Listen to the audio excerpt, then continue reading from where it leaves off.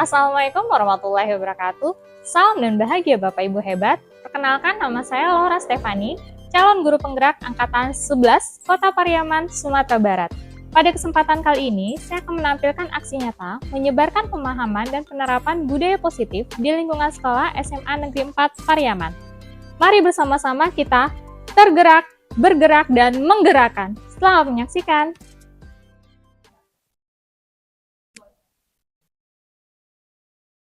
Assalamualaikum warahmatullahi wabarakatuh. Waalaikumsalam warahmatullahi wabarakatuh. Alhamdulillahirabbil alamin. Wassalatu wassalamu ala asrofil anbiya'i wal mursalin wa ala alihi wa ashabihi ajmain. Amma ba'du. Pertama-tama, marilah kita panjatkan puji dan syukur kehadirat Allah Subhanahu wa taala telah memberikan kita kesempatan untuk berkumpul di ruangan ini untuk melaksanakan pengimbasan budaya positif yang untuk acara guru penggerak yang tugas guru penggerak kami. Dan tak lupa juga salawat beriring salam kita panjatkan kepada puncuk pimpinan umat Islam sedunia, yakninya Nabi besar Muhammad Sallallahu Alaihi Wasallam, yang telah membawa kita dari alam kegelapan ke alam yang canggih, yang serba teknologi, yang penuh dengan ilmu pengetahuan seperti yang kita rasakan pada saat ini. Yang terhormat Ibu Kepala Sekolah SMA Negeri 4 Pariaman, Ibu Desi Susanti, beserta rekan-rekan guru SMA Negeri 4 Pariaman. Pada kesempatan ini, tanpa memperpanjang mukadimah, kita lanjut saja penampilan pembukaan dari Ibu Desi Susanti. Kepada waktu dan tempat disilahkan.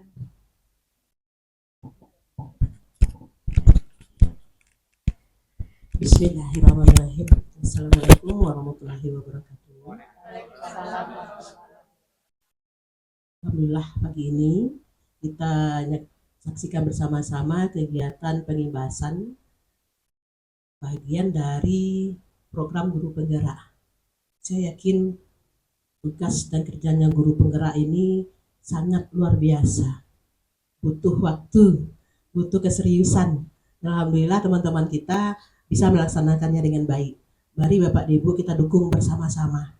Kita dukung bersama-sama apa yang diperlukan oleh teman-teman kita sehingga kegiatan guru penggerak dari Ibu Wirda dan Ibu Laura bisa berjalan semaksimal mungkin dan selancar mungkin. Nanti berikutnya mungkin ada teman-teman lagi. Makanya nanti Bu Laura dan Bu Wirda juga bisa mengimbaskan apa-apa yang sudah mereka pelajari. Gitu. Sekarang ada pengimbasan tentang aksi budaya positif ya. Nah itu rasanya sejalan pula dengan RHK kita, disiplin positif. Mari Bapak dan Ibu kita pahami bersama-sama dari sekian orang yang bisa hadir pada pagi hari ini, nanti kita bisa juga imbaskan kepada teman-teman yang lain. Oh ternyata tidak seperti itu yang positif. Yang positif itu seperti ini, ya kan? Nah, jadi sehingga kita nanti bisa semuanya memahami tentang masalah budaya positif maupun disiplin positif yang akan kita ambil di RHK kita untuk Juli Desember. Mungkin itu dari saya sebagai kepala sekolah. Untuk Bu Laura dan Bu Irda tetap semangat, jaga kesehatan sehingga kegiatan guru penggerak itu bisa finish dilaksanakan dengan luar biasa, dilaksanakan dengan penuh semangat. Kita berharap dengan hasil yang nantinya maksimal, kita harapkan seperti itu. Kami mendukung semua kegiatan-kegiatan yang diperlukan rasanya nanti kami dukung sepenuhnya dari pihak sekolah juga teman-teman ya. Giliran teman-teman yang lain nanti pasti ada juga. Oke, itu saja Bu Rida, selamat. Silakan lakukan presentasinya, kami lihat bersama-sama. Terima kasih. Assalamualaikum warahmatullahi wabarakatuh.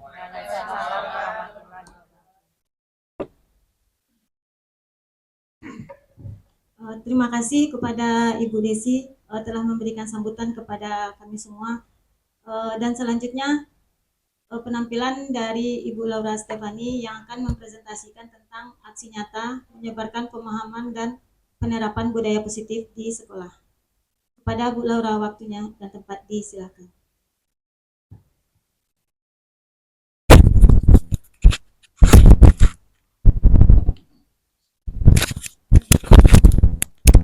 tadi. Baik, Assalamualaikum warahmatullahi wabarakatuh. Alhamdulillahirrahmanirrahim. Wassalatu wassalamu ala asrofil anbiya'i wal mursalin wa ala alihi wa ashabihi ajma'in. Mukadimah saya tumpahkan kepada pembicara terdahulu. Langsung saja, saya di sini akan menyebarkan pemahaman dan penerapan budaya positif di lingkungan sekolah kita tercinta, yaitu SMA Negeri 4 Pariaman. Dan sebelumnya saya mohon maaf, di sini saya bukan menggurui, tapi saya men-sharingkan apa yang sudah kami dapatkan di pendidikan guru penggerak pada angkatan 11 ini. Baik Bapak Ibu, ini profil saya, calon guru penggerak angkatan 11 dari Kota Pariaman, Sumatera Barat.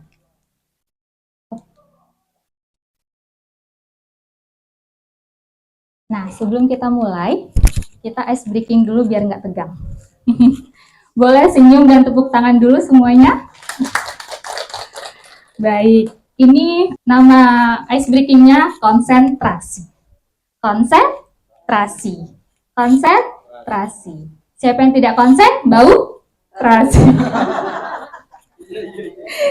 Oke, boleh tangannya ke atas Bapak Ibu, luncurkan ke atas. Tangannya ke atas. Tangannya ke atas. Oke. Konsentrasi ya, konsentrasi. Oke, berarti udah mulai konsentrasi. Oke, tangannya ke atas. Kita bilang putar, putar, putar. Kedua tangannya boleh. Putar, putar, putar, putar. Stop, stop, stop, stop. Oke, udah konsentrasi.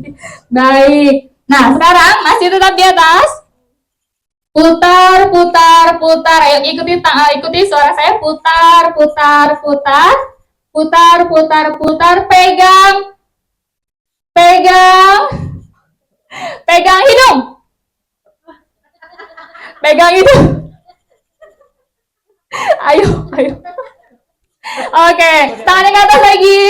Putar, putar, putar, putar, putar, putar. Pegang bahu. Baik, tepuk tangan semuanya. Nah, ini tujuannya itu untuk melatih konsentrasi kita. Kenapa? Karena nanti di peserta didik kita itu kan ada berbagai macam tipe-tipenya. Ada yang di level auditory, ada yang di level visual, ada yang audiovisual, dan ada juga kinestetik. Nah, tadi siapa yang masih bergerak juga pada saat disuruh stop? Nah, itu berarti tandanya dia visual. Karena memang dia melihat apa yang dipraktekkan gurunya. Nah, kalau misalkan ada mendengarkan yang bisa disampaikan sama gurunya tanpa melihat, dia tak mengikuti instruktur, berarti itu tipe anaknya auditory. Dia mendengarkan apa yang sudah dijelaskan sama gurunya. Nah, ada juga yang megang dagu tapi ke bawah juga, ke atas. Nah, itu kinestetik. Jadi dia bergerak, selalu bergerak pada saat mau belajar itu. Ada yang mungkin masih menggendang-gendang, ada yang juga berkeliling jalan terus nggak bisa diam, ada yang istilahnya bu permisi bu, pokoknya istilahnya anaknya nggak bisa diam. Nah, itu anak tipe yang kinestetik. Nah, jadi kita harus bisa memahami karakter-karakter peserta didik kita, karena memang itulah dibuatnya pembelajaran berdiferensiasi, karena memang kita harus berpusat pada anak yang kita ajarkan. Jadi kita tidak pada saat sebelumnya itu kan kita cuman menyampaikan dengan satu metode saja. Tapi kalau misalkan diferensiasi itu kan nanti berbeda-beda sesuai dengan kebutuhan anak. Oke, kita lanjut. Terima kasih untuk ice breaking-nya. Kita mulai. Nah, di kesepakatan forum ini, kita buat dulu kesepakatan kelas kita ini agar pada saat kelas kita ini berjalan dengan lancar. Nah, ini ada pemantiknya sudah saya buat, 2. Ada menghargai siapapun, ada yang menjadi pendengar yang baik. Nah, Bapak Ibu boleh menuliskan lagi di sticky note-nya untuk pembelajaran kita supaya lancar, apa lagi yang harus kita lakukan.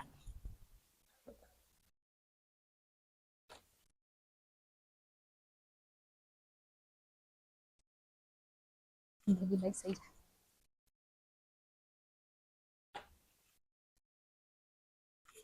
Ya, satu boleh. Nanti akan kita tempelkan di kertas planonya.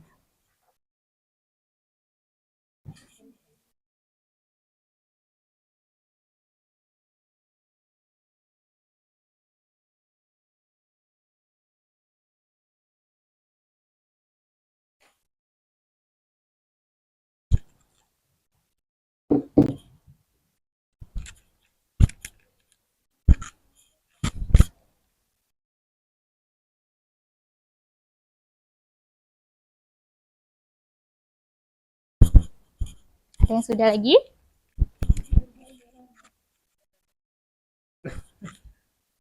Lu Nendro?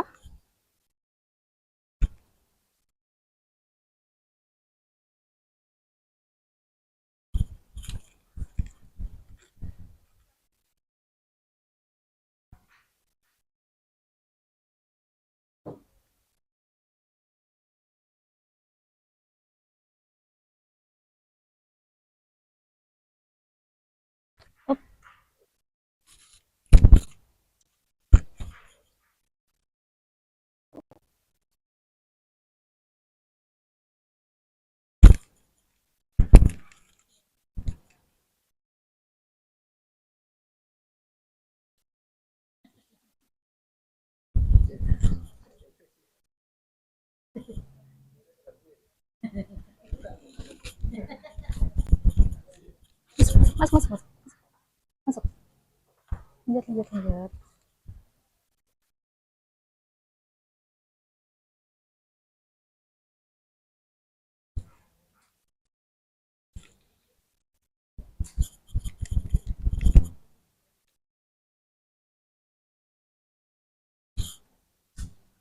Ya.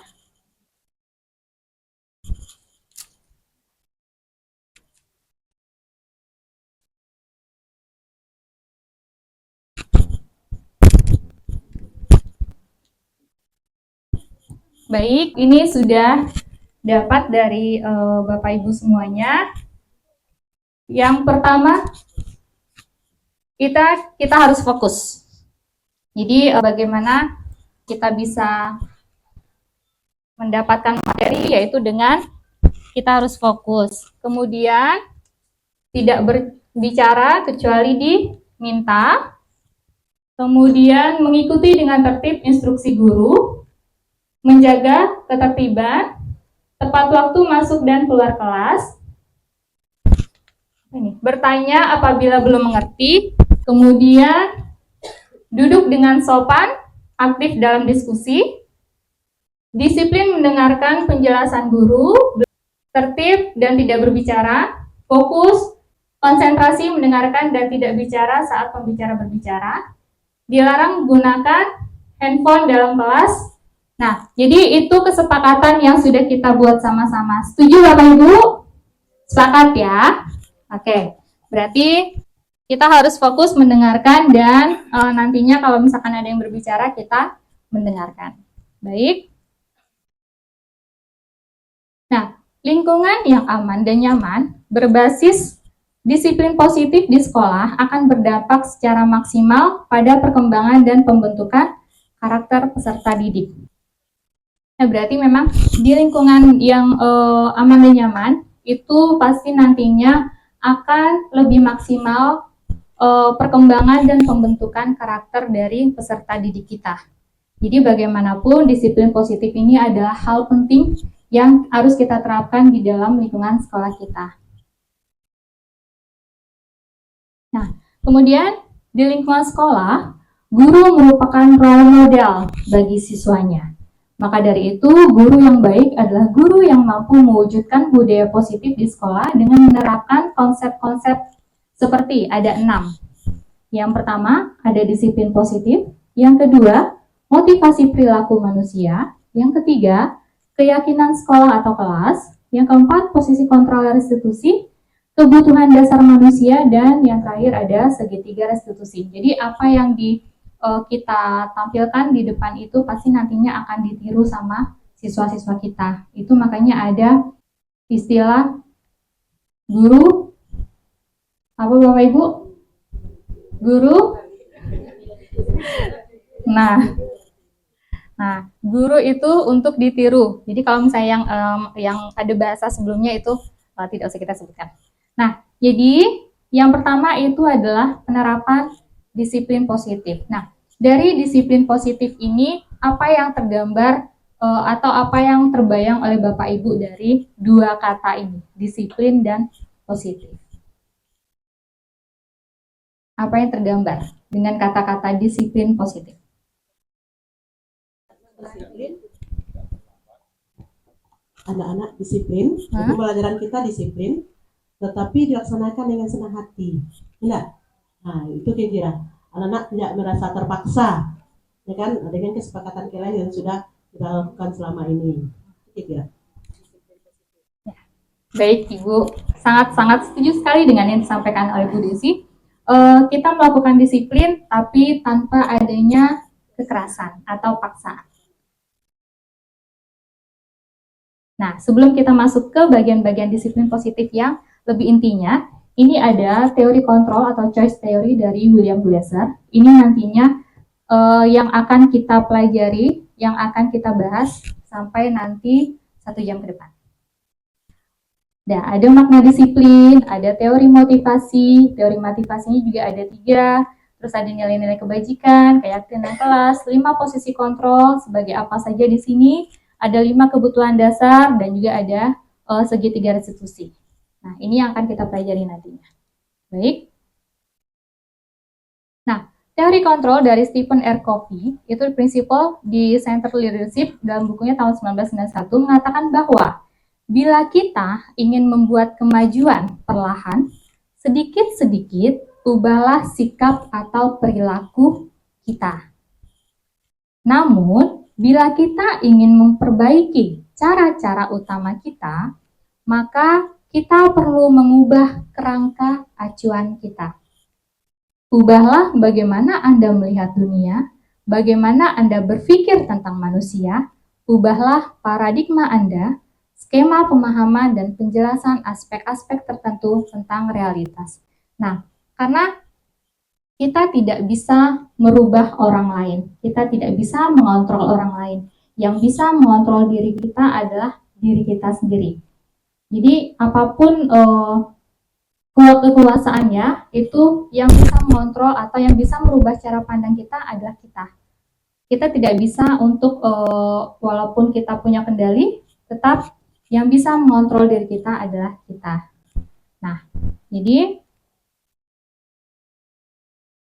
Jadi perubahan paradigma dari stimulus respon ke teori kontrol. Tadi pertanyaannya, bisakah kita mengontrol seseorang? Jawabannya tidak. Kita lihat dari stimulus respon yang pertama. Saya bisa mengontrol orang lain. Jawabannya di teori kontrol, Anda tidak bisa mengontrol orang lain. Di stimulus respon, orang lain bisa mengontrol saya.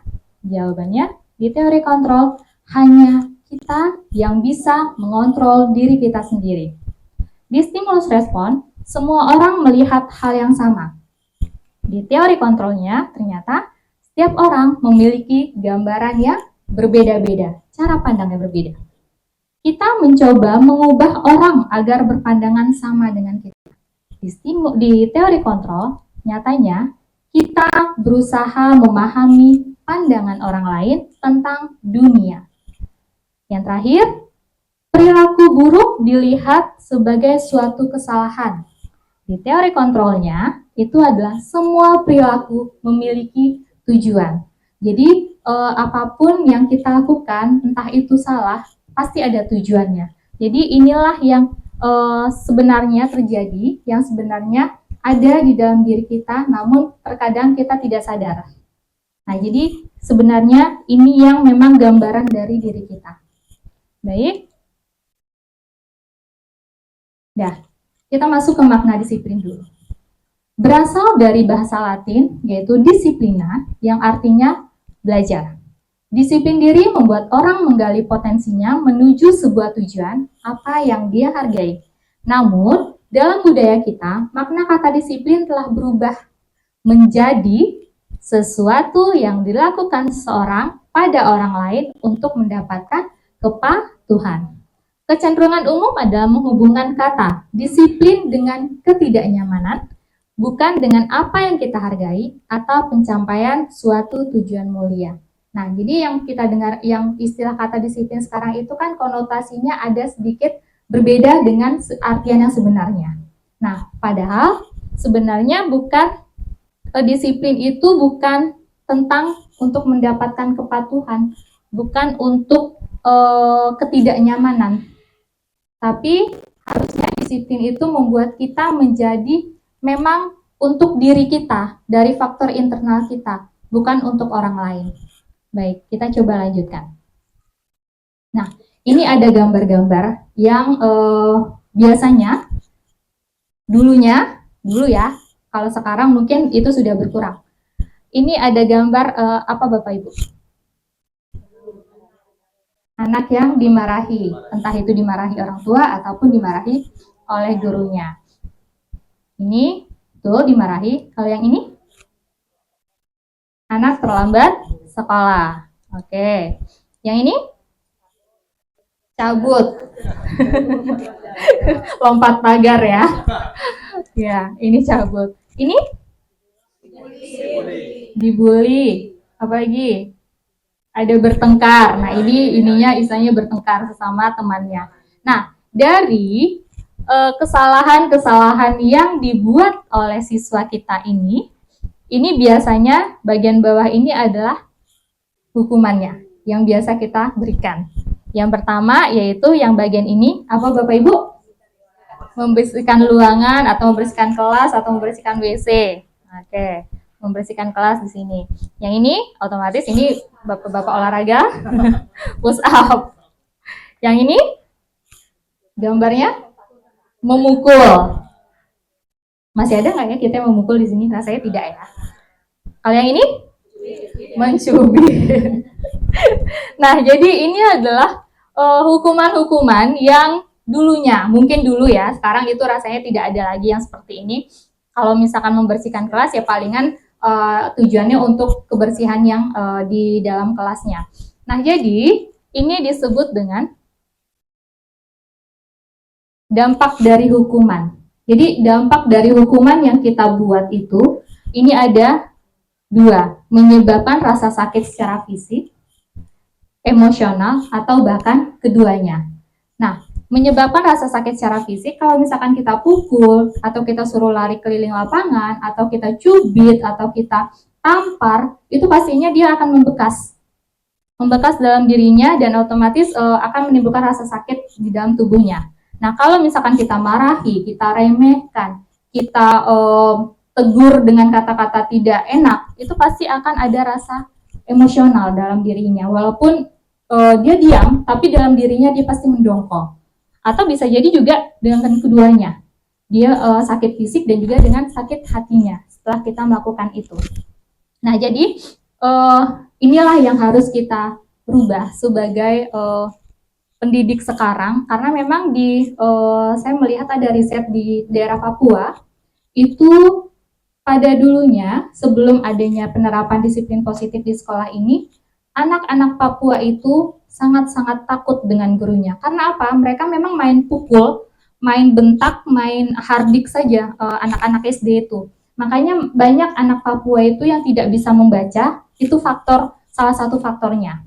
Nah, tapi sekarang dari 9% anak yang tidak bisa membaca itu naik sekarang. Menjadi 24% itu sudah banyak yang bisa membaca dengan penerapan disiplin positif dan menghilangkan hukuman di dalam lingkungan sekolahnya. Nah, jadi itu memang ada efek yang sangat luar biasa yang dirasakan anak dengan hukuman-hukuman yang kita berikan. Mungkin secara tidak sadar, kita dulu juga pernah rasanya kita dapat hukuman dari guru-guru kita ya Bapak Ibu ya. Nah, itu yang membuat kita, dulu saya juga dapat hukuman kok. Nah, jadi wajar anak-anak juga dapat hukuman. Nah, sebenarnya itu yang harus kita hilangkan. Jadi, dengan rasa kita sakit hati dulu, itu biasanya kan akan dilampiaskan kepada yang sekarang. Nah, itu yang harus dirubah. Jadi memang penerapan disiplin itu tidak mesti dengan cara-cara hukuman, dengan cara paksaan, tapi bisa kita berikan dengan lemah lembut dan tapi tetap ada aturan-aturan yang kita berikan. Baik. Nah, itu istilahnya corporal punishment, meliputi hukuman fisik dan non-fisik yang bertujuan menyakiti atau menimbulkan rasa tidak nyaman. Jadi, yang hukuman fisik apa saja Bapak Ibu? Ada memukul, menampar, dan ada menendang. Dulu kalau misalkan ada bapak-bapak pada saat saya sekolah dulu itu kalau tendang menendang itu udah biasa kayaknya. Kalau misalkan untuk laki-laki sama laki-laki. Nah, kalau misalkan sekarang itu udah tidak pernah kelihatan lagi. Nah, hukuman non fisiknya ada meremehkan, ada menghina, dan juga ada mengancam. Nah, mengancam ini yang paling-paling efeknya sangat-sangat ini bagi anak kita. Nah, jadi itu dihilangkan harusnya. Baik. Nah, apakah setiap perilaku anak yang tidak tepat harus direspon dengan hukuman? Tidak. Karena apapun itu, kita saja kalau misalkan diberi hukuman pasti tidak mau, apalagi orang lain gitu kan. Nah, jadi memang penerapan-penerapan ini yang harus kita buat juga untuk bisa pasti efeknya itu pasti bakalan lebih luar biasa kalau misalkan kita semuanya di sini menerapkan penerapan disiplin positif kepada peserta didik kita. Nah, jadi disiplin positif adalah merupakan suatu cara penerapan disiplin yang mengajarkan anak bertanggung jawab dan menumbuhkan kesadaran diri berdasarkan nilai-nilai kebajikan. Nah, nilai-nilai kebajikan apa saja yang kita harapkan dari anak Bapak Ibu? Jadi nilai-nilai kebajikan ini adalah sifat-sifat positif manusia yang merupakan tujuan mulia yang ingin dicapai di setiap individunya. Nah, jadi apa saja nilai-nilai kebajikan yang kita harapkan pada anak, Bapak Ibu? Otomatis anak kita nantinya itu harus tergambar di dalam 6 dimensi profil Pancasila ini. Walaupun kita pengen anak kita berkarakter baik, anak kita rajin, anak kita taat beribadah, anak kita sopan. Nah, itu terangkum semuanya di dalam dimensi profil Pancasila. Yang pertama ada beriman, bertakwa kepada Tuhan Yang Maha Esa dan berakhlak mulia. Yang kedua ada mandiri. Yang ketiga ada berkebinekaan global. Yang keempat bergotong royong. Yang kelima kreatif dan yang keenam bernalar kritis. Nah, ini sudah mencakup keseluruhannya. Jadi di dalam rapor kan juga ada ini yang tergambar nantinya di perilaku-perilaku yang kita harapkan kepada peserta didik kita. Nah, jadi tinggal kita mengasah yang keenam ininya aja lagi untuk bisa menjadi pribadi-pribadi yang berakhlak mulia dan karakter-karakter yang baik. Oke, lanjut. Nah, jadi kesimpulannya, disiplin positif adalah sebuah bentuk penerapan disiplin tanpa kekerasan dan hukuman. Mengajarkan anak untuk memahami dan menyadari berdasarkan motivasi internal, bukan akibat paksaan, pujian, ataupun hukuman. Nah, jadi ini kesimpulan dari penerapan disiplin positif. Kita lanjut. Motivasi perilaku manusia. Nah, jadi ada beberapa motivasi perilaku manusia, tapi kita lihat dulu ya video yang berikut ini.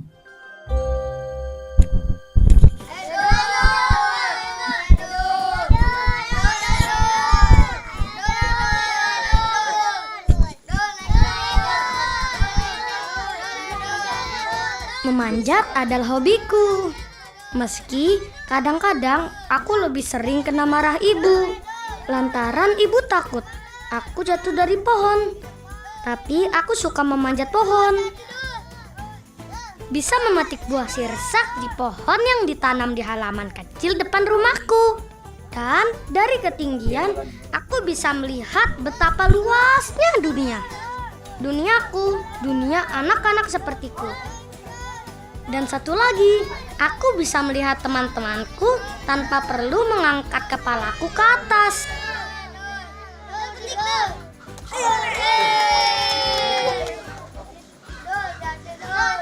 Tapi kalau sudah turun dari pohon, aku kembali lagi menjadi Adul.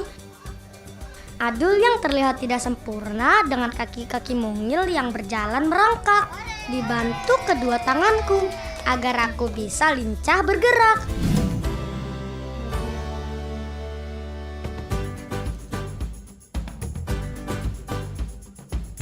Sejak lahir Adul mengidap anemia yang mengakibatkan kakinya mengecil.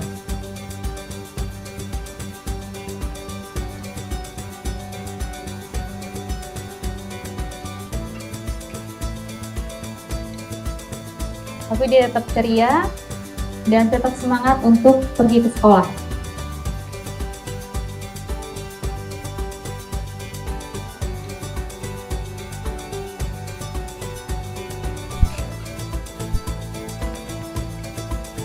Dia juga murid yang aktif dan rajin belajar. Ada fotonya juga dengan Bapak Jokowi.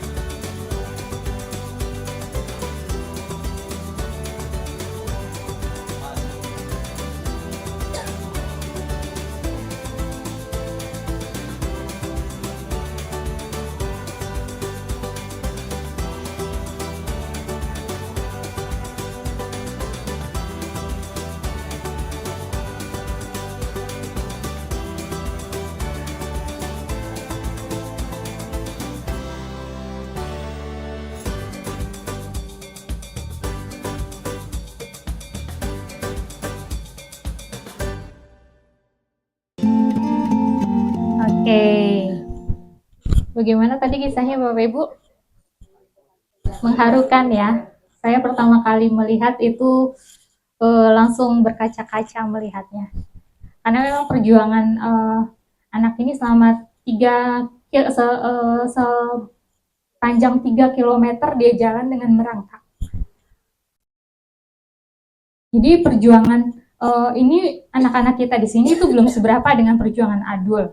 Nah, jadi makanya anak-anak kita itu harusnya bersyukur dengan apa yang sudah dia dapatkan sekarang dibanding dengan anak-anak di luar sana yang mungkin masih banyak untuk ke sekolah saja harus melintasi sungai yang arusnya sangat-sangat deras, yang melintasi jembatan yang memang meniti jembatan itu kecil sekali dan butuh sangat-sangat bahaya, butuh keseimbangan yang memang kuat agar dia tidak terjatuh. Nah, jadi anak-anak kita di sini memang diharuskan untuk bisa lebih bersyukur, banyak bersyukurnya dibandingkan dengan orang-orang yang ada di luar sana yang pengen sekali untuk mendapatkan pelatihan, mendapatkan pembelajaran, mendapatkan ilmu yang luar biasa, tapi dengan perjuangan yang sangat-sangat hebat.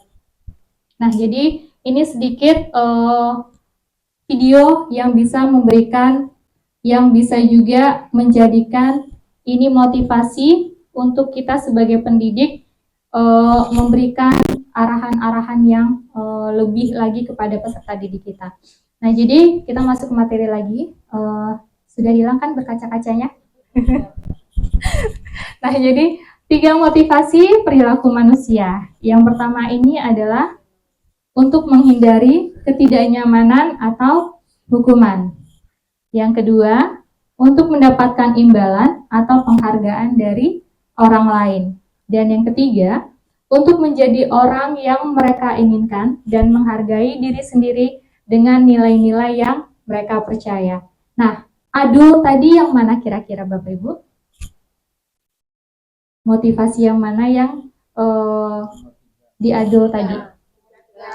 Nomor 3. Jadi dia untuk menjadi orang yang mereka inginkan dan menghargai diri sendiri dengan nilai-nilai yang ia percaya. Jadi dia tidak butuh orang lain untuk menyemangatinya belajar. Dia tidak butuh orang lain untuk bisa keinginan belajarnya itu terwujud. Dia hanya pengen dirinya bisa seperti orang lain bisa sekolah, orang lain bisa jadi sukses. Kenapa dia tidak? Walaupun dia punya kekurangan, tapi itulah motivasi internal yang dia punya untuk bisa merasakan sama dengan orang lain walaupun fisiknya yang kurang. Nah, jadi ada teori motivasi yang perilaku manusia ini, ada kata-kata ini, apa yang akan terjadi jika saya tidak melakukannya? Ini faktor eksternal atau internal. Apa yang akan terjadi jika saya tidak melakukannya? Eksternal. Kita lihat jawabannya. Motivasi eksternal. Yang kedua, apa yang saya dapatkan apabila saya melakukannya?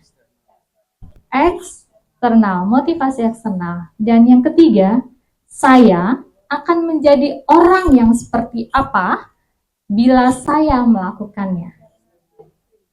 Eksternal atau internal?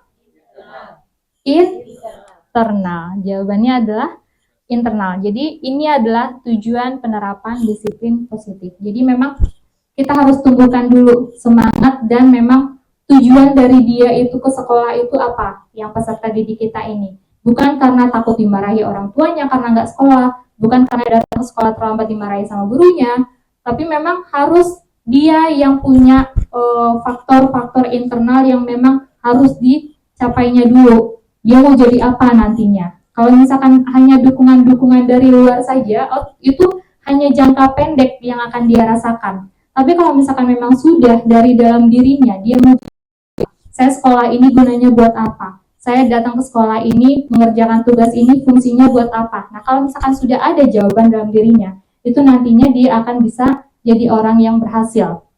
Nah, itu yang harus kita terapkan, yang harus kita bilang kepada peserta didik kita. Kemudian menurut Merdeka, menurut Ki Hajar Dewantara adalah tidak hanya terlepas dari perintah, akan tetapi juga cakap membuat memerintah diri sendiri.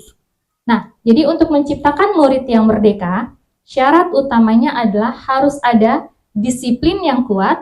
Disiplin yang dimaksud adalah disiplin diri yang memiliki motivasi internal.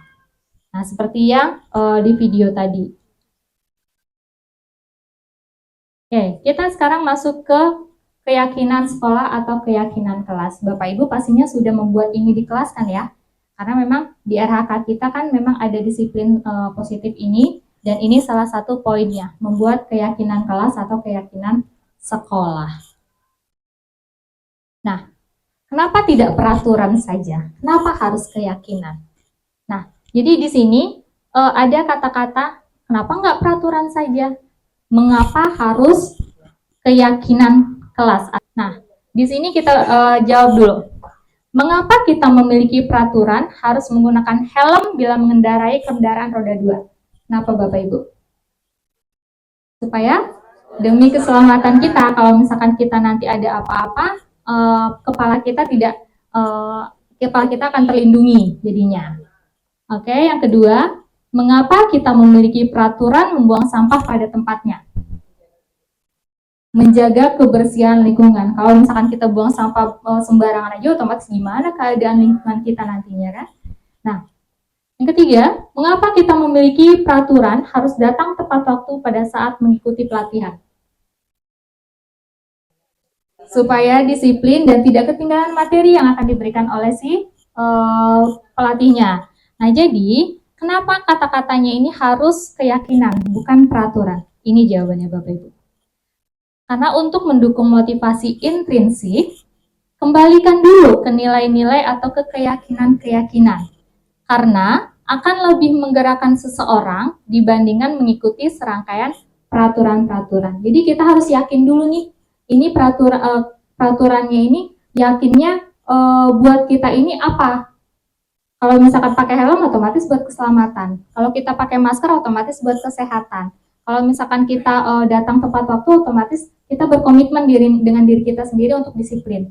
Nah, itu dia. Makanya peraturan lebih diperhalus tadi, bahasanya menjadi lebih keyakinan. Karena kalau misalkan memang keyakinan, itu peserta didik kita akan lebih gampang untuk melakukannya dibanding dengan kata aturan. Karena mungkin sebagian dari orang-orang mendengar kata aturan itu sudah kayaknya udah kayak sempit banget gitu, mumet gitu. Kalau misalkan keyakinan kan sudah enjoy dia melakukannya, lebih santai dan lebih tergerak hatinya untuk melakukannya. Baik, next. Nah, di sini ada sejenis-jenis peraturan dan di sini ada keyakinan atau nilai kebajikan yang dituju. Nah, di sini peraturannya selalu kembalikan buku di tempatnya. Keyakinannya atau nilai kebajikan yang dituju apa Bapak Ibu? Supaya mudah mendapatkan kembali atau bertanggung jawab atau ada lagi kerapian. Kita lihat jawabannya, bertanggung jawab itu termasuk ke dalam kerapian juga dan bisa kalau misalkan udah rapi otomatis kita kan enak ngambilnya. Kemudian Yang kedua, dilarang mengganggu orang lain. Nilai kebajikan yang kita tuju adalah toleransi atau kita lihat jawabannya, saling menghormati atau saling menghargai. Hadir di sekolah 15 menit sebelum pembelajaran dimulai. Disiplin atau komitmen. Dilarang melakukan kekerasan.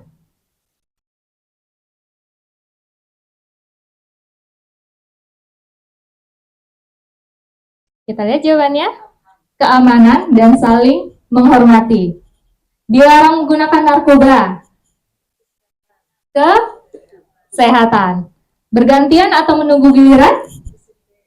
Disiplin atau antri. Berempati atau menghargai orang lain. Terakhir, menggunakan masker.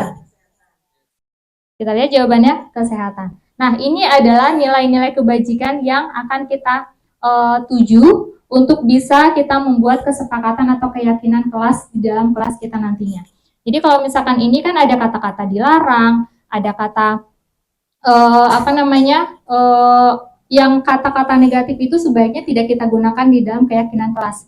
Karena kalau kata negatif kita dahulukan, itu pasti akan tersimpan di benak siswa itu adalah kata larangan. Dan larangan biasanya itu akan dilanggar biasanya. Nah, tapi kalau misalkan memang kita buat dengan kata-kata yang lebih dalam artinya, maknanya, mereka akan lebih gampang untuk melakukannya. Mereka akan lebih enjoy melakukannya, dan mereka juga akan lebih senang di dalam kelas itu melakukan tugas-tugas yang sudah kita buat di kesepakatan ini.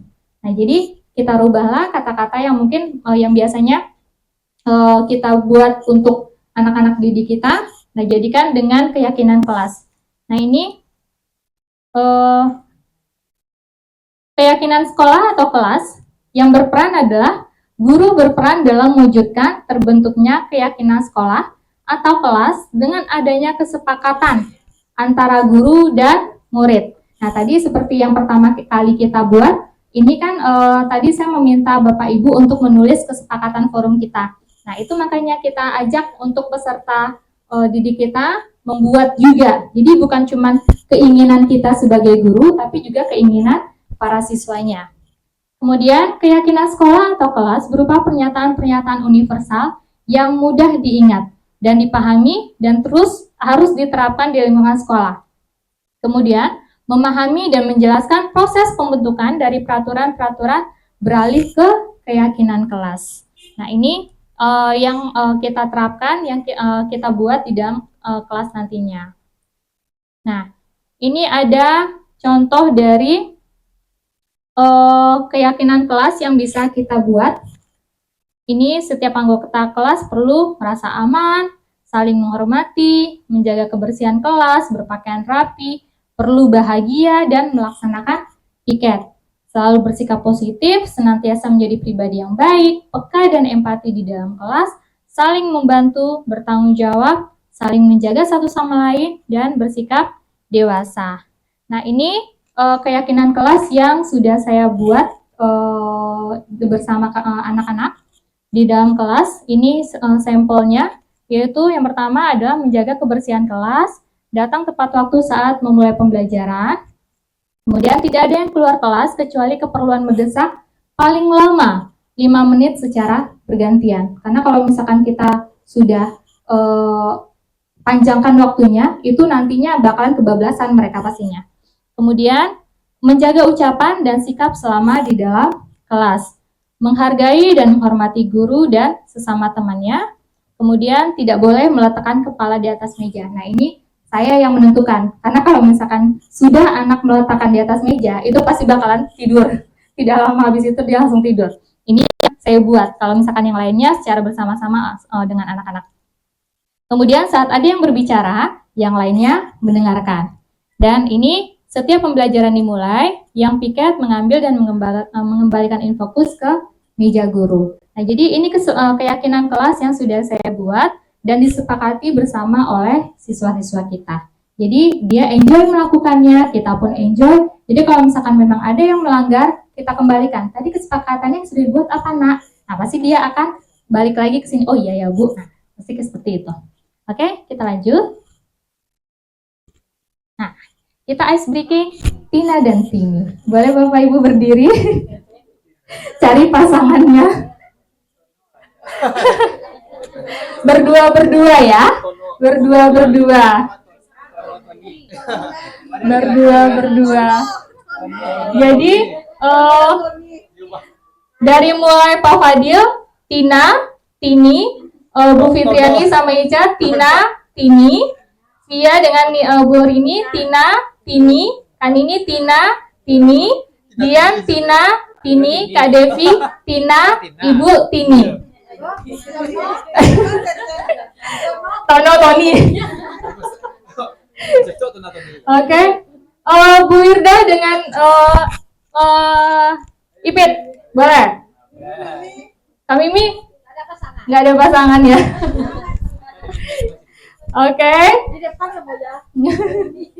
Boleh Kak Mimi, ayo di depan kita. Nah, peraturannya nanti siapa yang saya sebutkan namanya itu berusaha untuk mengambil tangan temannya. Siapa yang saya panggil tangannya? Yang Tina tunjuk tangan. Yang Tina. Oke. Itu nanti kalau misalkan saya sebut nama Tina, berusaha untuk mengambil tangan temannya.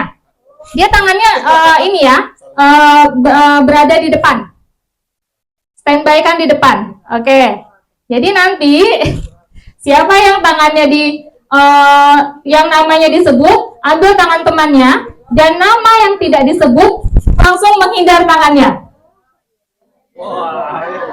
Oke? Nanti kalau misalkan ada yang kita sampai cari pemenangnya, kalau misalkan ada nanti akan saya berikan reward. Oke, siap ya? Siap? Nih.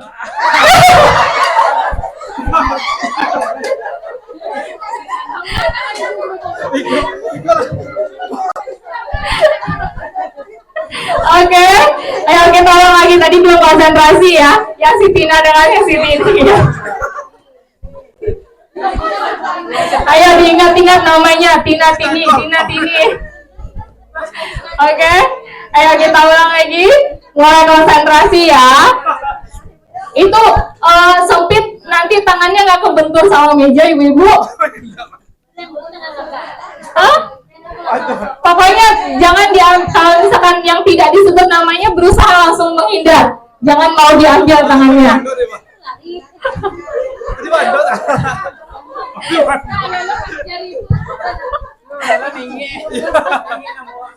Siap ya.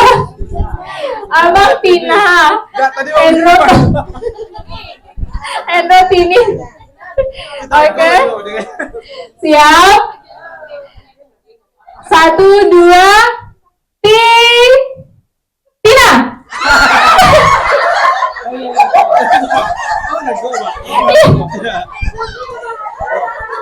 Ibu jangan ambil tangan di Kadin. Menyerahkan diri. Aduh, gak fokus. Ayo fokus. Ibu menyerahkan pasrah. Jadi Pak Fadil, Ambillah kata ibu.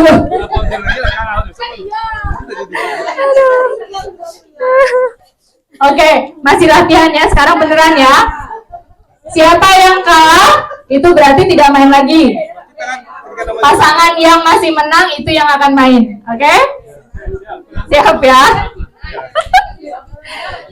1, 2, Tini.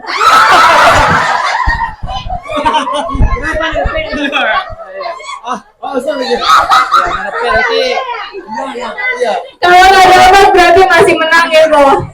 Kalau yang dapat berarti kalah. Adakah yang dapat?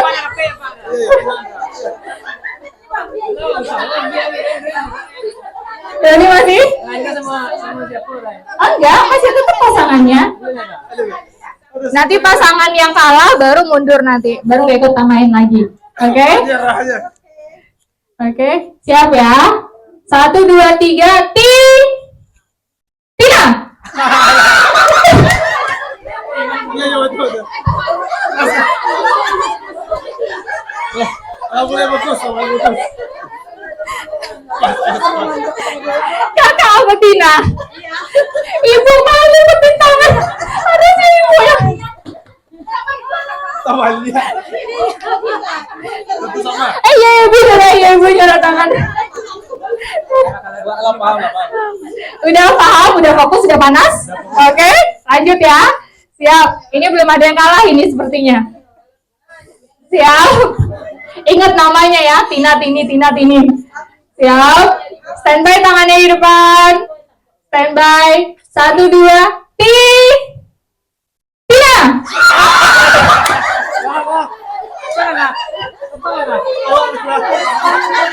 Awal kalah. Kau tanya dulu deh. Awal kalah. Sama. Mana? Aduh, konsentrasinya ibu-ibu.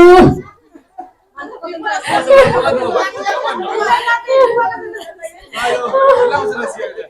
Kita ulang 2 kali lagi ya. Siap ya. Ini sepertinya sengit banget perjuangannya ini nih untuk menghindari tangannya. Iya. Standby tangannya kedua-duanya di depan. Siap. 1, 2, Tini. Gepek.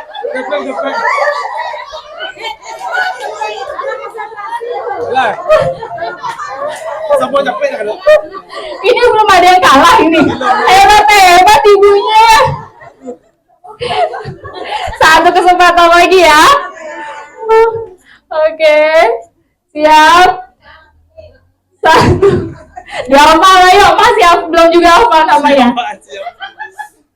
1, 2, Tini.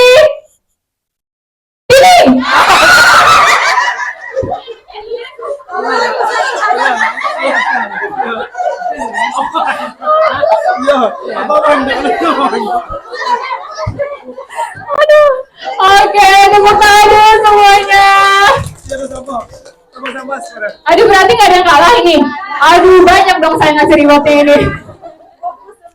Fokus ya. Rewardnya sudah ada di depan Bapak Ibu, silakan dimakan. Aduh. Oke. Baik, sudah panas Bapak Ibu? Sudah. Oke, kita lanjut. Dua sama gitu. Main seri.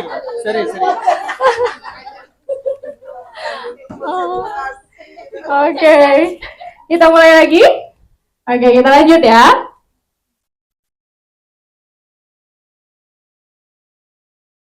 Nah, ini ada kebutuhan dasar manusia. Kita punya 5 kebutuhan yang harus kita penuhi di dalam diri kita. Yang pertama ada bertahan hidup. Yang kedua, kasih sayang dan rasa diterima. Yang ketiga ada penguasaan. Yang keempat, kebebasan. Dan yang kelima ada kesenangan. Nah, bertahan hidup itu pastinya contohnya seperti kayak kita makan, rumah, pakaian, dan segala macamnya. Nah, kalau kasih sayang otomatis atau rasa diterima, kita pasti pengen ada disayangi oleh orang-orang, walaupun bukan hanya dengan pasangan kita saja, tapi juga dengan orang-orang yang di sekeliling kita, dan juga ada rasa diterimanya. Kemudian penguasaan. Penguasaan di sini adalah penguasaan yang terhadap diri kita, yang kita buat untuk orang lain.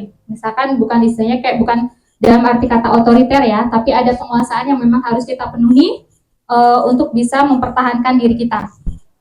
Kemudian ada kebebasan dan ada kesenangan. Nah, ada studi kasus di sini. Ibu Masayu, wali kelas 12 F5, sedang bingung menghadapi ulah salah satu murid di kelasnya yang bernama Farel. Sudah banyak teman perempuannya yang mengeluh karena uang mereka selalu hilang di dalam tas. Dan ternyata ada yang melihat Farel mengambil uang di dalam tas temannya tersebut untuk membeli jajanan di kantin. Nah, jika Bapak Ibu menghadapi situasi seperti Ibu Masayu ini, apa yang Bapak Ibu lakukan? Dan menurut Bapak Ibu, kira-kira apa alasan Farel melakukan itu?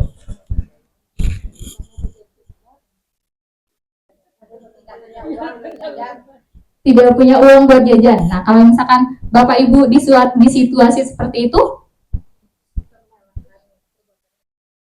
oke, tetap menyalahkan, dinasehati.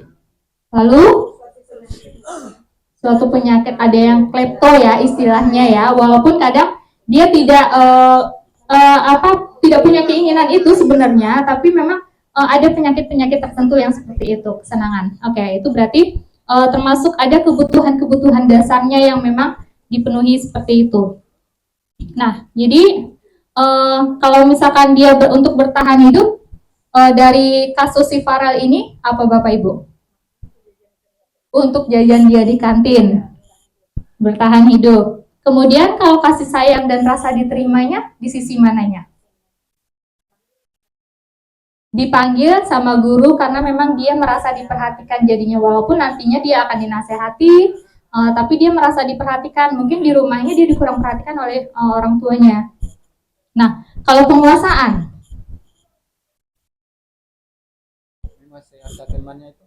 menguasai harta temannya supaya temannya takut terhadap dia, kan? Biasanya kan ada yang seperti itu tuh. Biar dia pengen orang takut sama dia, tapi makanya dia berbuat jahat.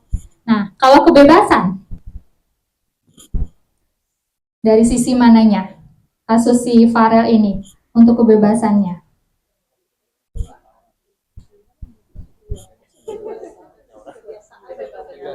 Kebiasaan. Oke. Kalau kesenangan? Penyakit atau usilnya. Sebenarnya dia nggak butuh, tapi memang karena memang pengen jailin temennya, atau pengen dia ngelihat ekspresi temennya kalau dijailin kayak gitu. Nah, jadi ada rasa kesenangan di dalam dirinya. Nah, jadi alasan Farel yang pertama, kalau untuk kebutuhan hidup sama dengan kita sepakati tadi, karena dia mengambil uang jajan teman-temannya, jadi Farel sedang mencoba memenuhi kebutuhan hidupnya akan makanan. Di mana Farel jarang terlihat jajan di kantin saat jam istirahat, dan ketika temannya melaporkan tindakannya itu pada gurunya, dan gurunya memberitahu orang tuanya, sehingga orang tuanya menjadi memperhatikan dia dan mempersiapkan bekal juga untuk Farel. Maka kebutuhan dasar yang sedang dipenuhi Farel adalah kebutuhan akan bertahan hidup. Kemudian, alasan yang kedua, karena dia merasa senang temannya jadi memperhatikan dia, dan ketika temannya melaporkan tindakannya itu pada gurunya, dan gurunya memberitahu orang tuanya, sehingga orang tuanya menjadi perhatian ke dia, maka kebutuhan dasar yang sedang dipenuhi Farel adalah kebutuhan akan kasih sayang dan rasa diterima. Next, alasan yang ketiga, karena temannya menjadi takut dengan dia dan menuruti segala keinginannya. Maka sebetulnya Farel sedang berusaha memenuhi kebutuhan dasarnya akan kekuasaan. Alasan yang keempat, karena dia merasa bosan dengan dirinya dan suasana kelas yang dialaminya, oleh karena itu dia mengganggu temannya saat guru tidak ada di kelas, maka Farel sedang berusaha memenuhi kebutuhannya akan kebebasan. Karena kalau misalkan ada guru di dalam kelas, nggak mungkin dia berani ngambil uang temannya, kan? Terakhir, alasan yang kelima yaitu karena ia melakukannya dengan alasan iseng dan ia menikmati ekspresi wajah teman-temannya yang kesal, dan menurut dia ekspresi teman-temannya itu lucu. Maka berarti Farel sedang berusaha memenuhi kebutuhannya akan kesenangan. Nah, jadi kalau seandainya ketika seorang murid melakukan suatu perbuatan yang bertentangan dengan nilai-nilai kebajikan atau melanggar peraturan, hal itu sebenarnya dikarenakan mereka gagal memenuhi kebutuhan dasar mereka. Entah itu di rumahnya entah itu dari pergaulannya, entah itu dari kita sebagai gurunya.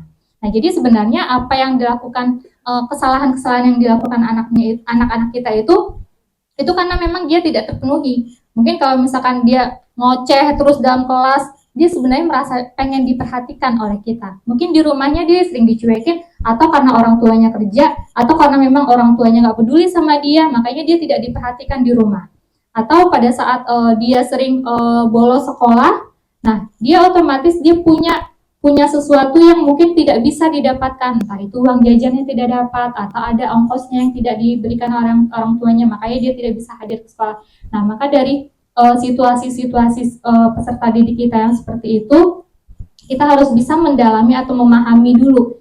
Jangan kita beri punishment aja langsung, tapi kita tanyakan dulu apa yang dia rasakan. Karena memang setiap kita itu pasti punya masalah sendiri-sendiri. Ada kebutuhan kehidupan dasar kita yang tidak terpenuhi kadang. Nah, disitulah kita membuat kesalahan-kesalahan yang secara tidak sengaja itu pasti akan membuat orang lain merasa tidak nyaman. Nah, kita sebagai gurunya itu berusaha, yang namanya kita sebagai guru ini adalah istilahnya, kita harus bisa semuanya.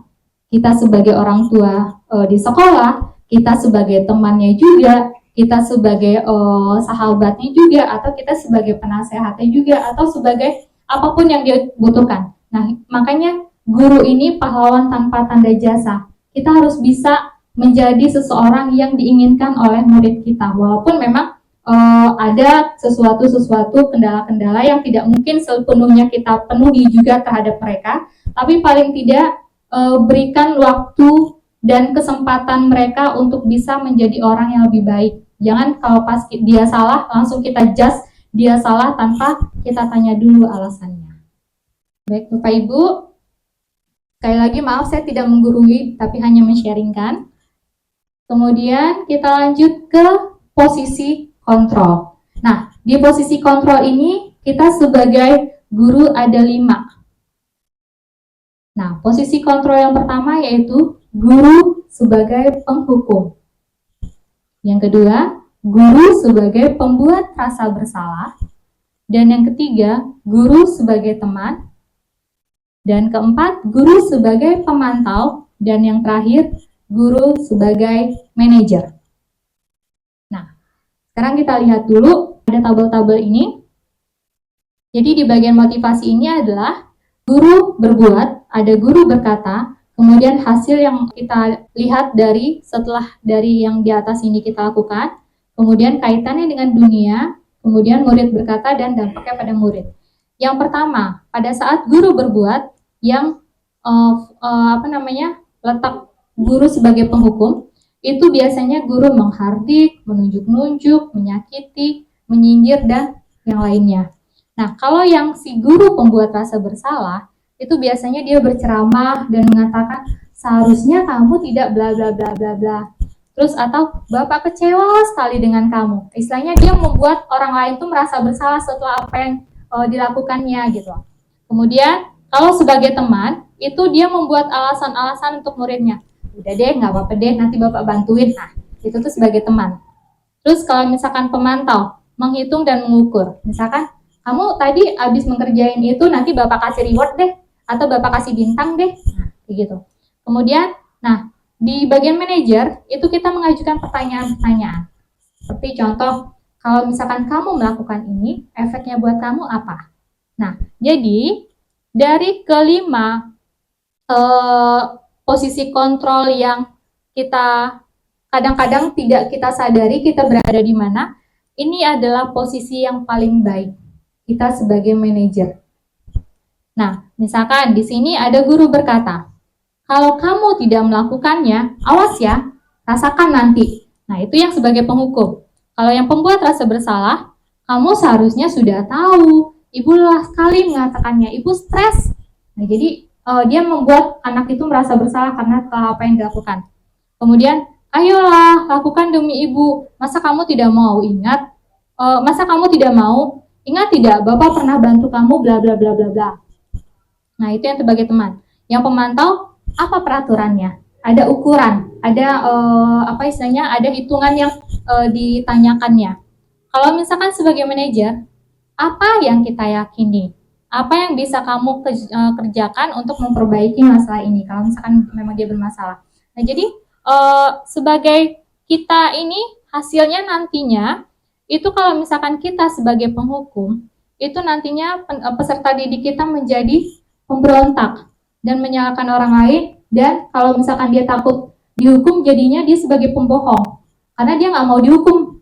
Nah, makanya dia membuat alasan-alasan yang memang jadi bohong, jadinya tidak sebenarnya yang terjadi. Kemudian kalau pembuat rasa bersalah, dia menyembunyikan, menyangkal, dan juga bisa jadinya berbohong. Kemudian kalau misalkan teman, itu nantinya efek yang akan dirasakan murid itu adalah ketergantungan dengan kita. Ah, bapak itu bisa kok nanti nolongin kita. Ah, ibu itu aman kok. Nah, jadi istilahnya dia ketergantungan dengan kita. Kalau misalkan sebagai pemantau itu menyesuaikan diri bila diawasi. Jadi dilihat-lihat dulu nih, ada bapak itu nggak ya? Ada ibu itu nggak ya? Jadi anak-anak merasa selalu diawasinya kayak gitu. Nah, kalau misalkan sebagai manajer yaitu menguatkan pribadinya. Jadi tadi yang di dalam ini jadi ada motivasi internalnya, dia pengen merubah diri dia dari kesalahan menjadi orang yang lebih baik lagi. Nah, kaitannya dengan dunia berkualitas, murid meletakkan guru di luar dunia berkualitasnya. Kemudian, kalau sebagai pembuat rasa bersalah, murid meletakkan guru di dalam dunia berkualitasnya. Kalau yang teman, murid meletakkan guru sebagai orang yang sangat penting di dunia berkualitas, karena memang dia menganggap guru itu temannya. Kemudian, sebagai pemantau, murid meletakkan guru, peraturan, dan hukum di dunia berkualitas. Yang terakhir, di bagian manajer, murid meletakkan dirinya sebagai individu yang positif dalam dunia berkualitas. Nah, jadi masih ada lagi, ini ada murid berkata, kalau misalkan jadi penghukum, di bagian penghukum, biarkan saja, nanti juga marah-marah lagi. Nah, karena kalau misalkan kita sudah keseringan marah, jadinya anak-anak kita pasti bahkan, udah biar aja, ntar juga diem sendiri. Nah, kayak gitu jadinya kalau misalkan kita sering menghukum anak-anak kita. Kemudian pembuat rasa bersalah ini pasti nantinya muridnya akan berkata, maafkan saya Pak, maafkan saya Bu. Jadi dia merasa, oh saya salah banget nih dalam hal ini. Kemudian kalau sebagai teman, saya pikir Bapak Ibu teman saya, ternyata tidak begitu, tidaknya kurang. Kemudian yang pemantau, berapa banyak bintang yang harus saya peroleh, berapa halaman yang harus saya tulis. Nah, jadi ada ininya, yang imbalan yang dia harapkan. Kemudian bagaimana cara saya bisa memperbaiki keadaan, ini di bagian manajer. Jadi dia bisa memikirkan sendiri apa yang akan dibuat dan setelah itu apa yang akan direncanakannya untuk memperbaikinya. Kemudian dampak pada murid, dia akan mengulangi kesalahan. Sebagai pembuat rasa bersalah, merasa rendah diri. Sebagai teman, lemah dan tidak mandiri dan ketergantungan. Yang sebagai pemantau, menitik beratkan pada sanksi dan hadiah untuk dirinya. Dan sebagai manajer, mengevaluasi diri bagaimana cara memperbaiki diri. Jadi di bagian manajer inilah harusnya kita berada untuk para peserta didik kita. Jadi apapun masalah peserta didik kita, nantinya kita selalu melakukan apa yang ada di bagian sini. Jadi kita bertanya dulu, kita tanyakan dulu keyakinannya apa, terus kenapa dia bisa sampai berbuat seperti itu, agar dia bisa ada motivasi-motivasi dalam dirinya untuk memperbaiki kesalahannya. Kemudian ada pernyataan-pernyataan.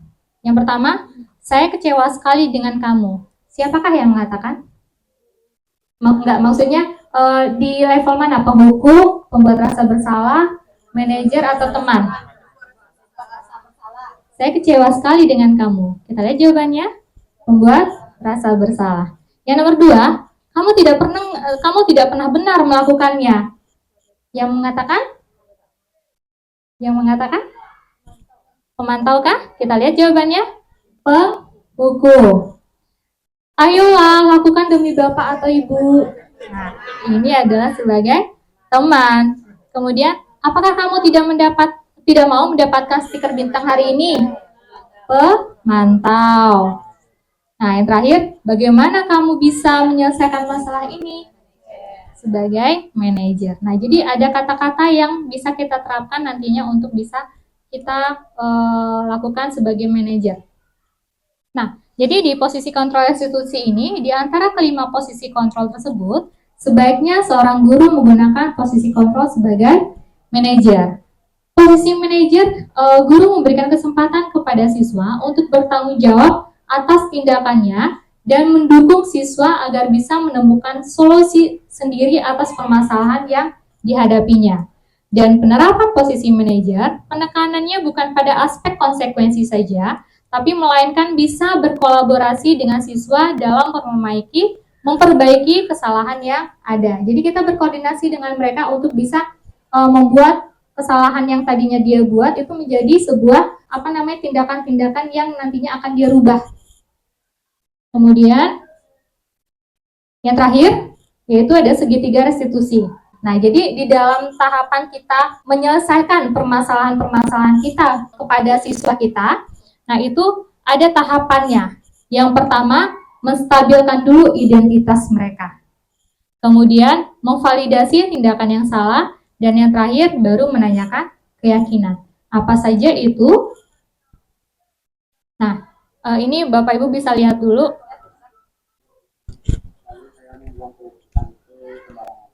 Tapi tahu kan akibat kalau kita membuang kulit pisang sembarangan di lantai? Tahu. Orang yang menjakna Tunggu.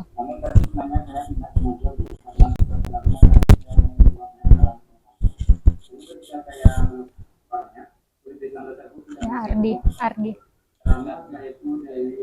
Oh.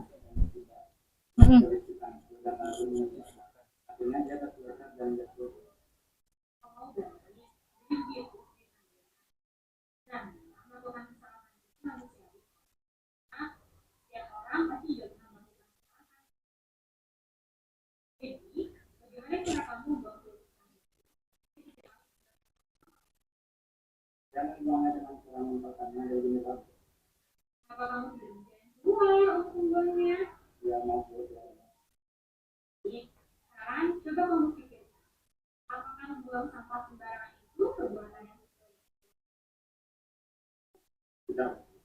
Menurut kamu, keyakinan Yuk, kamu Iya, udah habis ya. Ini udah habis. jika kamu sudah menyadari lalu keyakinan apa yang kamu jika kamu melakukan kesalahan? Dengan urusan keluar dan kandungan mudah tampak dan pernah. Sekarang kamu bersedia membuang sampah selalu pada tempatnya dan diri atas perbuatan yang Kalau sedia, nanti setelah ini saya akan selalu membuang sampah pada tempatnya dan akan langsung kenal karena sudah membuat dia tidak suka dia tidak. ibu percaya kamu akan melakukannya. Kamu boleh kembali. Baik, terima kasih. Sama-sama.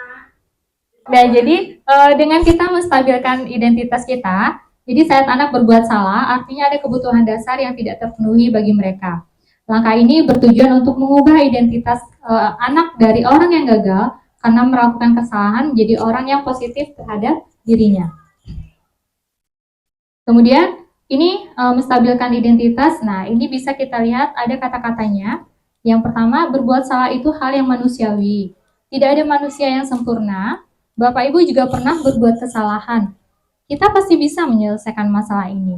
Bapak Ibu tidak tertarik mencari tahu siapa yang benar, siapa yang salah. Bapak Ibu lebih tertarik untuk menyelesaikan masalahnya. Nah, ini di bagian menstabilkan identitas terlebih dahulu. Kalau kita menyelesaikan masalah dengan siswa. Kemudian, memvalidasi tindakan yang salah. Ini bertujuan memahami kebutuhan dasar yang melatar belakangi anak berbuat kesalahan. Mengacu pada teori kontrol, segala tindakan manusia pasti mempunyai maksud atau tujuan tertentu, entah itu baik ataupun buruk.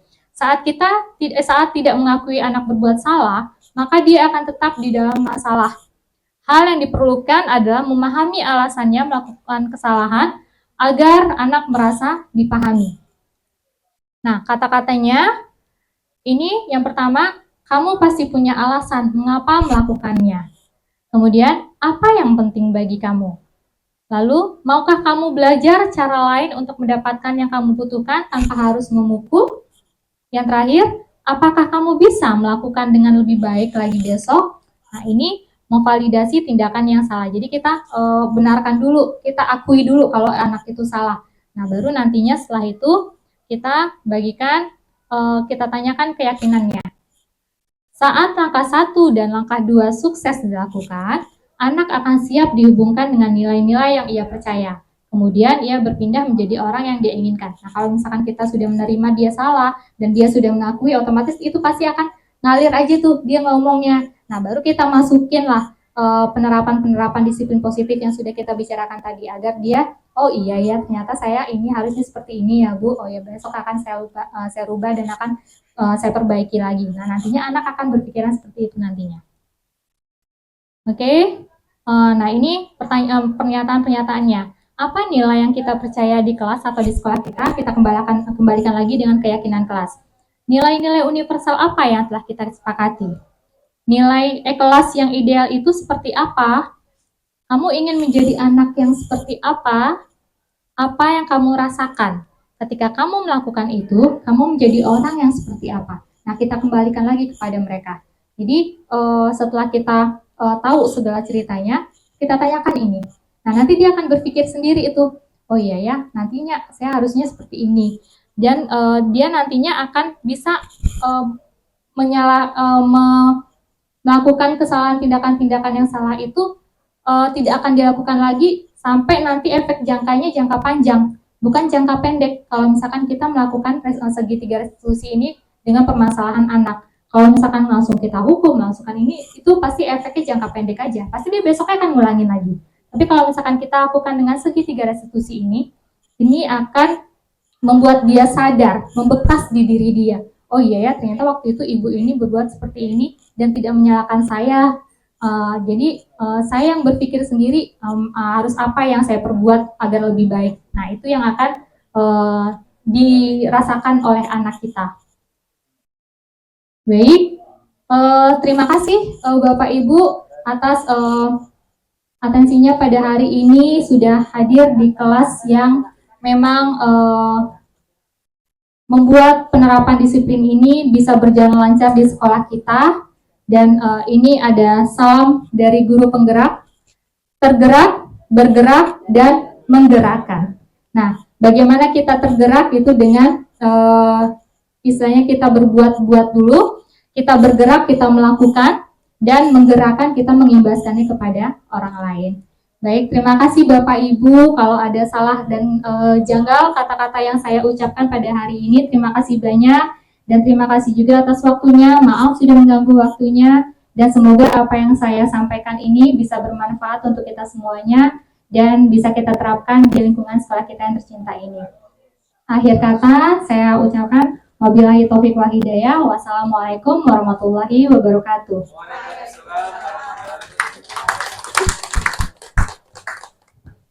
Ya biasa Bapak dan Ibu, hari ini kita bisa merubah mindset kita selama ini. Kita hukuman, padahal bukan itu ya, keyakinan. Keyakinan. Kalau kita udah paham tadi, insya Allah kelas kita sudah jadi berubah. Ya, nah gitu, insya Allah kelas kita juga bisa berubah. Biar semua teman memahami gitu. Kita kadang tanpa disadari banyak melakukan kekerasan ke siswa, narik siswa. Jadi kalau kita lakukan yang budaya positif, disiplin positif itu untuk guru-guru saja ini ya, untuk guru-guru saja, ibu nggak perlu absen. Kenapa? Orang udah tahu puasa jam ini, jam dia akan ngajar, jam segini dia harus keluar, jam segini dia harus kontrol. Udah tahu sebetulnya, ya kan? Dulu kita masih bertanya kenapa ya kok bisa seperti itu? Kenapa ya kok bisa seperti itu? Ternyata mereka sudah membudayakan keyakinan yang positif itu, kan gitu. Mereka yakin bahwasanya memang itu adalah kebutuhan dasar yang 5 tadi, ya nah, yang mereka harus miliki dan mereka harus lakukan gitu. Nah, itu jadi memang segala sesuatunya, ya nah, tidak segampang membalikkan telapak tangan. Perlu perubahan mindset terutama, ya kan? Mari kita bergerak, ya kan? Kemudian tergerak dulu, ya kan? Tergerak dulu untuk merubah mindset itu. Bergerak, baru kita bisa menggerakkan siswa kita. Saya juga sebagai kepala sekolah berusaha juga nanti bagaimana supaya SMA 4 Pariaman ini bisa menjadi lebih baik dari tahun ke tahun. Itu berarti dari guru-gurunya yang bergerak seperti itu, tergerak, bergerak, dan menggerakkan. Nah, itu yang kita harapkan. beberapa orang sudah hadir bersama di sini. Saya berharap Bu Lora bukan hanya beberapa orang saja, semua kita harus memahaminya.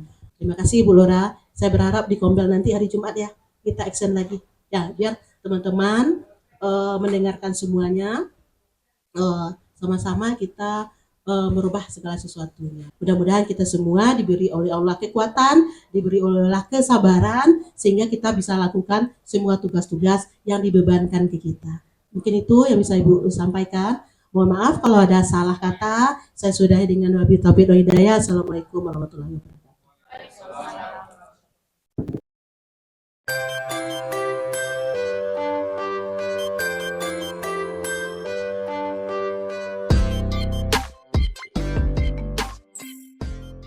Apa yang dimaksud dengan keyakinan kelas? Apa beda peraturan dengan keyakinan? Peraturan harus ditaati.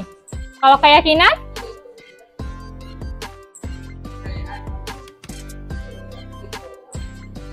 Kalau keyakinan? Hah? Kepercayaan. Oke. Nah, jadi mana yang lebih enak kamu melakukan peraturan atau keyakinan? Kenapa? Karena kemauan kita dan juga kita lebih yakin untuk melakukannya, kita lebih enjoy dibanding dengan peraturan. Karena dengan sebenarnya keyakinan itu tidak jauh berbeda dengan peraturan, namun kalau keyakinan itu kan yang membuat kita. Jadi di kelas ini makanya Ibu bikin keyakinan kelas supaya nantinya pembelajaran kita itu bisa lebih enak lagi. Pada saat 2 jam, kita kan cuma 2 jam nih. Selama 2 jam itu kita harus punya keyakinan-keyakinan agar proses pembelajaran kita berjalan dengan lancar. Nah, contoh keyakinannya Ibu kasih dua dulu, nanti kalian silakan buatkan di sticky note yang Ibu berikan nanti. Yang pertama, menjaga kebersihan. Nah, itu contoh dari Ibu. Menjaga kebersihan kelas. Yang kedua, itu datang tepat waktu saat pembelajaran dimulai. Nah, contohnya. Nah, sekarang silakan kalian buat yang ingin kalian supaya kelas kita ini bisa berjalan dengan lancar proses pembelajarannya, atau mungkin kalian bikin tidak boleh keluar masuk atau mengikuti pembelajaran dengan fokus. Nah, silakan kalian tulis di dalam sticky note-nya ini. Nanti kamu tempel di kotak keyakinan kelas ini, oke? Silakan dibagikan ke belakang. Bagikan ke belakang.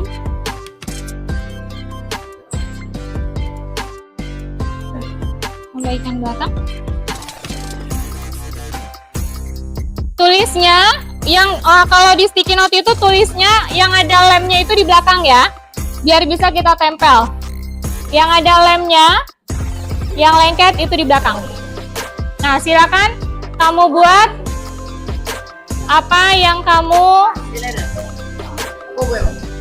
keyakinan kelas yang contoh yang Ibu buat tadi.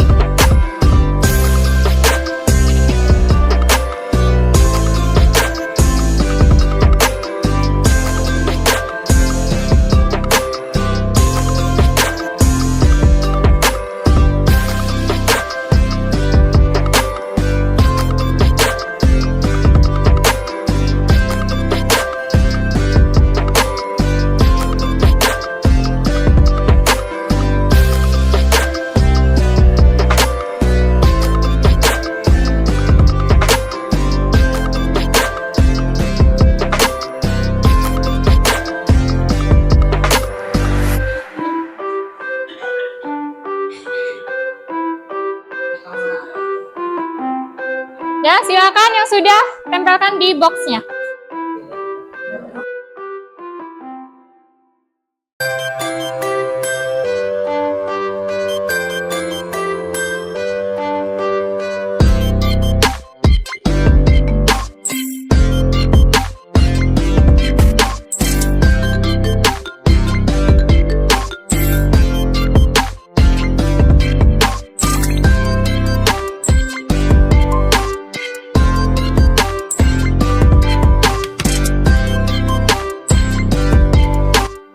bacakan dulu yang pertama.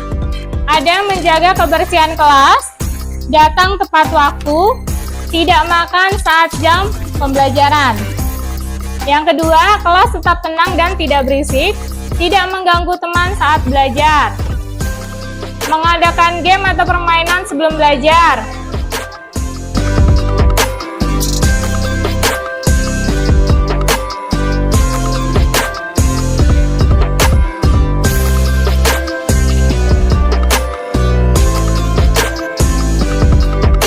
Seleksi dulu ya, mana yang hampir-hampir sama. Ya. Jadi, kesepakatan kelas kita, yang pertama Ibu simpulkan ya, menjaga kebersihan kelas. Jadi, kalau misalkan ada sampah-sampah di bawah mejanya atau di kolong lacinya, itu segera dibuang ke tempat sampah. Yang kedua, datang tepat waktu atau disiplin pada saat pembelajaran akan dimulai. Karena kalau misalkan kalian terlambat, itu pastinya nantinya akan ketinggalan materi yang sudah diajarkan sama gurunya. Kemudian, tidak mengganggu orang lain atau menghormati orang lain. Jadi nggak boleh usil, nggak boleh nggak boleh jahil, nggak boleh berkeliaran. Nah, saling kita menghormati.